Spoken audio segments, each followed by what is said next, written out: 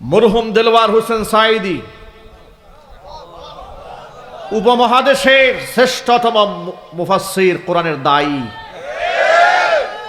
তিনি রাজনৈতিকভাবে কোন ব্যাকগ্রাউন্ডের এটা আমার জানার কোনো প্রয়োজন নেই, কথা বলতে হবে, ঠিক কিনা বলেন? তিনি যখন কোরআনের কথা বলতেন, তিনি ছিলেন একজন মুফাসসির, একজন লেখক, একজন দার্শনিক, একজন ভালো বাগ্মী বক্তা। যার বক্তৃতা শুনে নাই এমন মুসলমানের সংখ্যাই বাংলাদেশে কম। কোটি মুসলমান তার বয়ান শুনে উপকৃত হয়েছে, নামাজি হয়েছে, সুদ ছেড়েছে, ঘুষ ছেড়েছে, বাবা মার সেবা করেছে। আমি যখন শিশু, আমি যখন হিফজখানায় পড়ি, নামাজ সংক্রান্ত তার একটি ঘটনা শুনে, বয়ান শুনে আমার আজও মনে আছে, বালিশে শুয়ে শুয়ে আমি কাঁদতে কাঁদতে বালিশ ভিজে গিয়েছিল। এমন অসংখ্য মানুষ যার জন্য কেঁদেছে।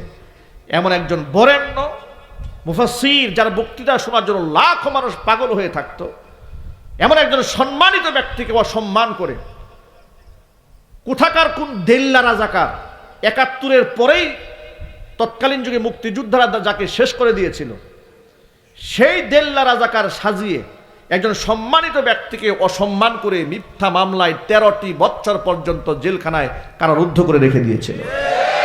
শুধু কি তাই, তার নামে ব্যঙ্গ চিত্র এঁকে শাহবাগ চত্বরে নাস্তিকদের দিয়ে মিছিল করিয়েছে। শুধু কি তাই, ৩০০ নারী ধরেছে। এই ধরনের লেখাও তারা লিখেছে। আলেমদের বিরুদ্ধে এহেন কোনো ফাহেসা ভাষা নাই যা তারা উচ্চারণ করেনি। আদালত প্রাঙ্গণে তাকে কুকুরের বাচ্চা বলে গালি দেওয়া হয়েছে। সম্মানিত ব্যক্তিদেরকে, যে ব্যক্তি মারা যাওয়ার পরে মানুষ তার লাশের অ্যাম্বুলেন্স ধরে চুমা খেয়েছে, মানুষ তারা জানাজা পড়ার জন্য অ্যাম্বুলেন্সের সামনে শুয়ে পড়েছে, তোমরা লাঞ্ছিত করতে চেয়েছিলে, আল্লাহ লাঞ্ছিত করেন না, আল্লাহ শাহাদাতের মর্যাদা দিয়ে জান্নাতের মেহমান বানিয়ে দিয়েছে। আর তোমরা যারা অপমান করতে চেয়েছিলে, তোমাদের অবস্থা কি হয়েছে? আদালতে আলেমরাও গিয়েছে, তোমরাও গিয়েছ। আলেমরা যখন জেলখানায় গিয়েছে, আদালতে গিয়েছে, আলেমদের জন্য এদেশের মানুষ চোখের পানি ছেড়ে কেঁদেছে। আর তোমরা যখন জেলখানায় যাও, তখন লোকরা তোমাদেরকে পায়ের স্যান্ডেল খুলে নিক্ষেপ করে।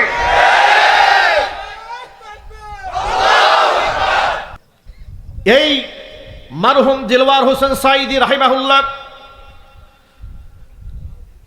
উনি যখন জেলখানায় অসুস্থ অবস্থায় ছিলেন, পত্রিকার মধ্যে পেলাম, তখন আমি গাজীপুর কোনাবাড়ি পল্লী বিদ্যুৎ জামে মসজিদের খতিব ছিলাম।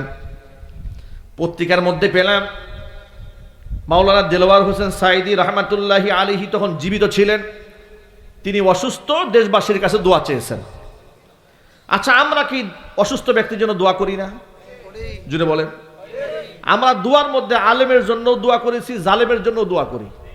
মসজিদে ইমাম সাহেবের কাছে যার জন্য দোয়া চাওয়া হয়, ইমাম সাহেব সবার জন্য দোয়া করে, ঠিক না ভাই? করে না? সবার জন্য দোয়া করে, যেহেতু ইমাম তো সকলের।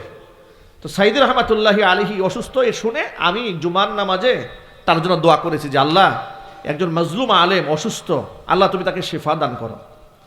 এই দোয়াটা করার অপরাধে আমি হয়ে গেলাম জামাতের বড় নেতা। ওরা আমাকে বানিয়ে ফেলেছে।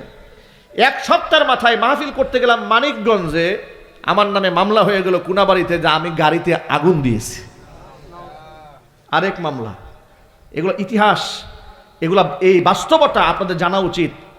একজন আলেমকে মোহাব্বত করে শুধু দোয়া করেছি, আমাকে জামাত বানিয়ে দিয়েছে, শিবির বানিয়ে দিয়েছে, আমার নামে মিথ্যা মামলা দিয়ে দিয়েছে, আমি গাড়ি পুড়িয়েছি। আবার কে দেখেছে? তাদের কেউ দেখেছে যে আব্দুর রহিম মাদানী নিজ হাতে গাড়ি পুড়িয়েছে, সাক্ষীও আছে। আমি দৃষ্টিকেই নাই, মামলা দিয়েছে। যে মামলায় আমরা জেল খেটেছি, ১৫০ উপরে আসামি, ওই মামলায় এমন ব্যক্তি আসামি লেখা হয়েছে যে আরো ৩ বছর আগে মারা গেছে, সেও আসামি, সেও আমাদের সাথে গোপন বৈঠকে ছিল। এই ধরনের হাস্যকর, বানোয়াট, মিথ্যা অপবাদ দিয়ে দিয়ে আমাদের কণ্ঠকে তারা রুদ্ধ করে দিতে চেয়েছিল। বাংলাদেশে যেন আলেমরা মাথা উঁচা করে কথা বলতে না পারে, সমস্ত আলেমদেরকে মানুষের সামনে হেয় প্রতিপন্ন করতে চেয়েছিল। আল্লাহ পাক ওদের সমস্ত ষড়যন্ত্রকে ৫ই আগস্টের ছাত্রদের গণ অভ্যুত্থানের মাধ্যমে ওদের অহংকারকে চূর্ণ বিচূর্ণ করে দিয়ে ওদেরকে এতিমের মতো, ভিক্ষুকের মতো, চোরের মতো রাষ্ট্র থেকে বের করে দিয়েছে। সুতরাং ওরা অসংখ্য মানুষকে ঠান্ডা মাথায় করেছে। কথা বলেন। 5ই মে গণহত্যা চালিয়েছে শাপলা চত্বরে। সত্য না মিথ্যা? চিল্লায় বলেন। আগস্টে টানা গণহত্যা চালিয়েছে ছাত্র বিপ্লব ঠেকাবার জন্য। আশুলিয়াতে ছাত্রদেরকে ঠান্ডা মাথায় খুঁড়ে পুলিশ ভ্যানে লাশ উঠিয়ে আগুন দিয়ে পুড়িয়েছে। যাত্রাবাড়ি ফ্লাইওভারের নিচে অসংখ্য মানুষকে ভিডিও গেমসের মতো ঠান্ডা মাথায় গুলি করে মানুষকে শেষ করে দিয়েছে। গণহত্যাকারী, স্বৈরাচারী, ফ্যাসিস্ট, দেশ এবং রাষ্ট্রের চূড়ান্ত শত্রু, তার বিরুদ্ধে আজকে ট্রাইব্যুনালে গ্রেফতারি পরোয়ানা জারি হয়েছে। চিল্লায় কোন আলহামদুলিল্লাহ। শোনেন শোনেন, ওদের দলের লোকেরা বলে আপা চট করে আসবে। আমরা বলি 18 কোটি মুসলমান তাকে গ্রহণ করার জন্য প্রস্তুত হয়ে আছে।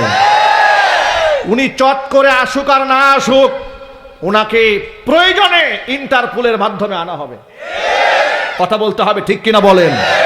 ইন্টারপোলের মাধ্যমে এনে যেই ট্রাইব্যুনাল তারা গঠন করেছিল আলেমদের হত্যা করার জন্য, সেই ট্রাইব্যুনালে শেখ হাসিনার 100 বার ফাঁসি রায় হবে ইনশাআল্লাহ। আপনারা কি ফাঁসি দেখতে চান কিনা? আমি দুহাত দেখতে চাই।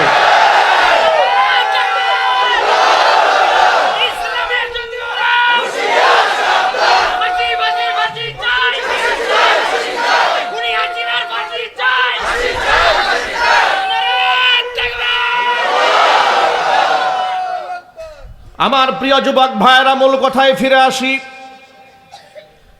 ইসলাম এবং আলেম ওলামারা ছিল তাদের সবচাইতে বড় দুশ্মন। তাদের দৃষ্টিতে আলেমদের কোনো সম্মান ছিল না, অথচ আলেমদের সম্মান দিয়েছেন স্বয়ং আল্লাহ।